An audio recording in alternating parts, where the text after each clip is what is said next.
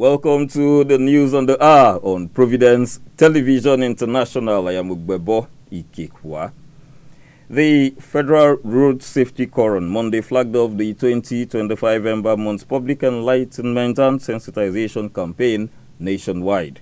In his address, the Corps Marshal of the Federal Road Safety Corps, Shehu Mohammed, emphasized that human factor is one of the major causes of road crashes. Hence, the theme for this year's Ember Month campaign: take responsibility for your safety, stop distracted driving. The details.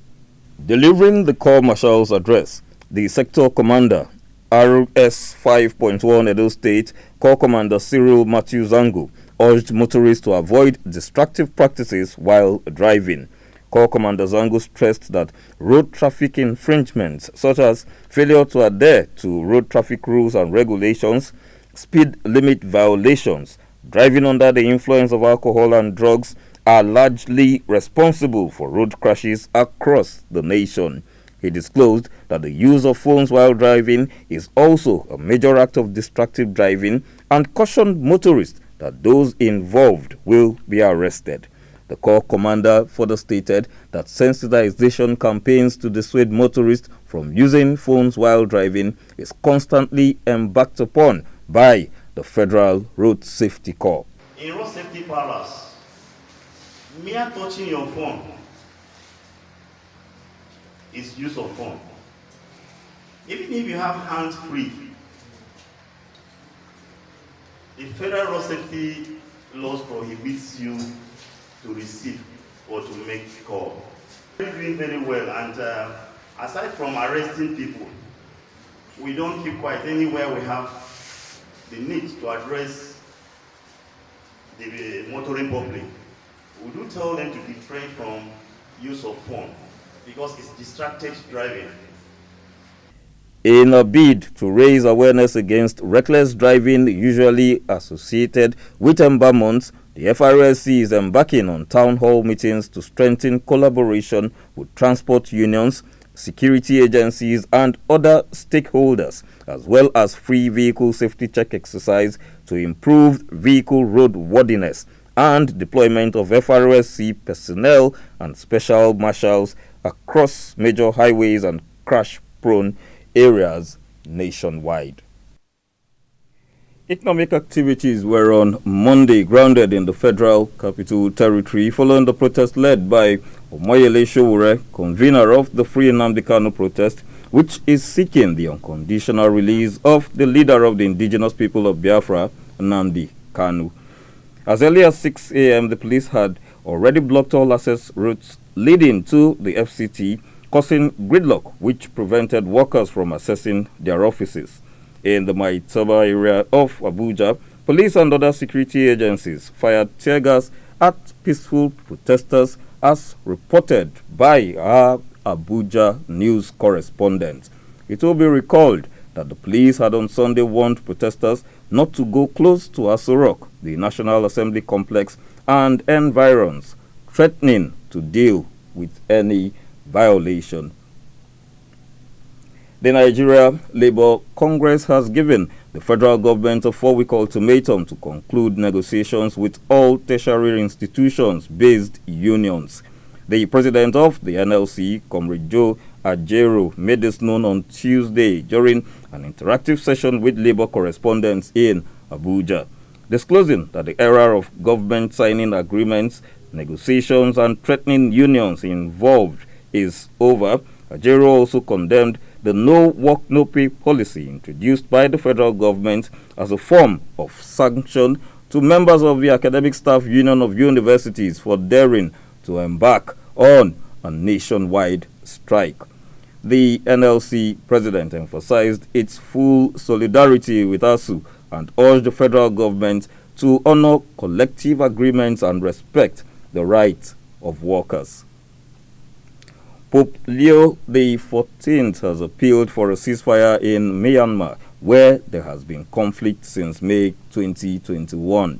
The pontiff stated that News of the raging conflict in the Southeast Asian nation is distressing, lamented the armed clashes and aerial bombardments against civilians and infrastructure.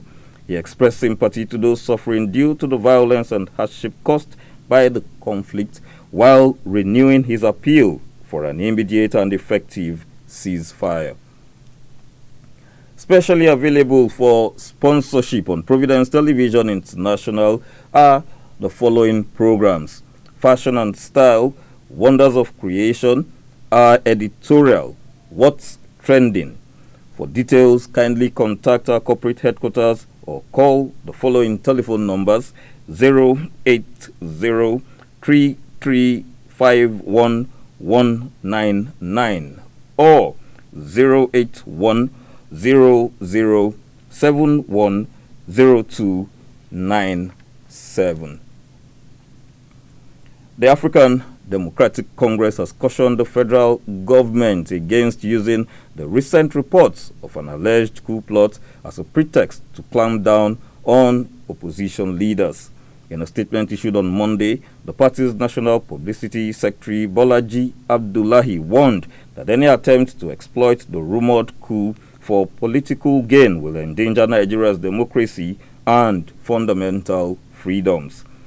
It is worthy of note that the Defense Headquarters has since dismissed the rumored coup as false and malicious.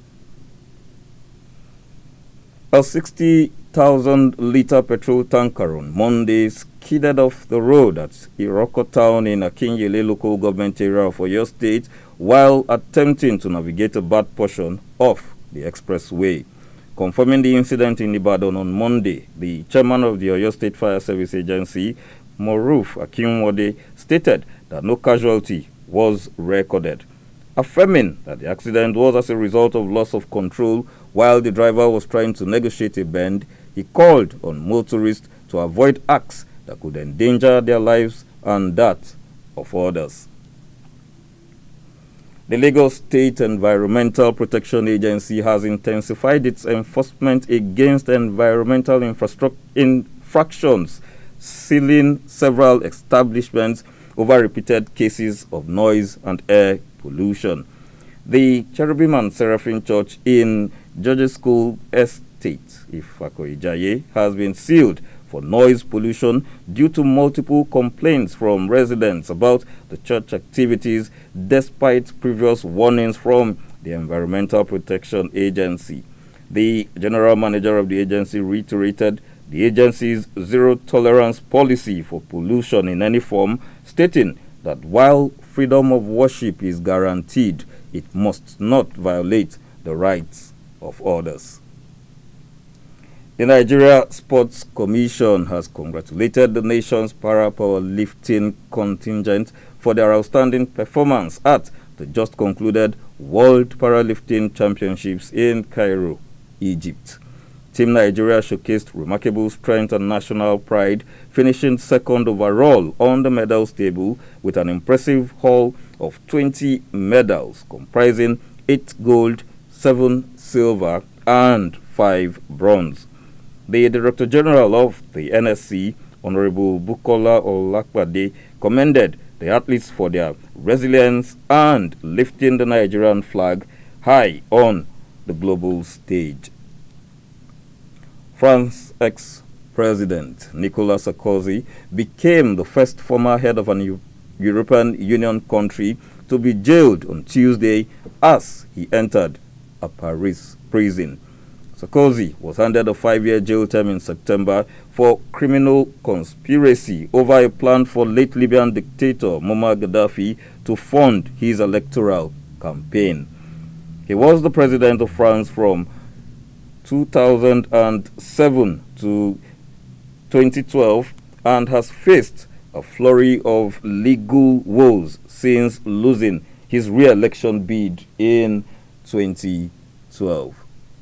And now to the weather report. The weather forecast for Wednesday, 22nd October. In Abuja, it will be mostly sunny with a temperature of 32 degrees Celsius. In Lagos, there will be scattered thunderstorms with a temperature of 31 degrees Celsius. In Benin and Port Harcourt, heavy thunderstorms are expected with temperatures of 29 degrees Celsius Benin and 30 degrees Celsius Port Harcourt.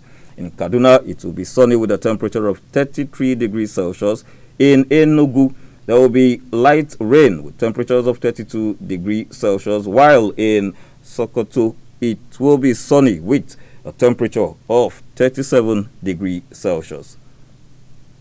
In Washington, it will be mostly cloudy with temperatures of 13 degrees Celsius. In London, there will be light rain with a temperature of 14 degrees Celsius. In Johannesburg, it will be sunny with temperatures expected at 22 degrees Celsius. In Rome, there will be scattered thunderstorms with a temperature of 21 degrees Celsius. And in Paris, there will be light rain with a temperature of 16 degrees Celsius.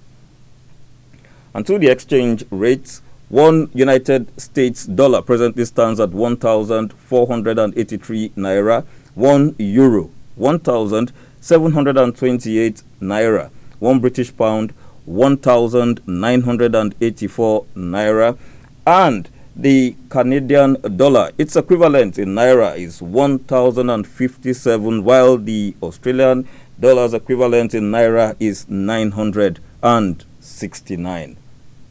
And that's the news on the hour on Providence Television International. Thanks for watching. Please stay tuned.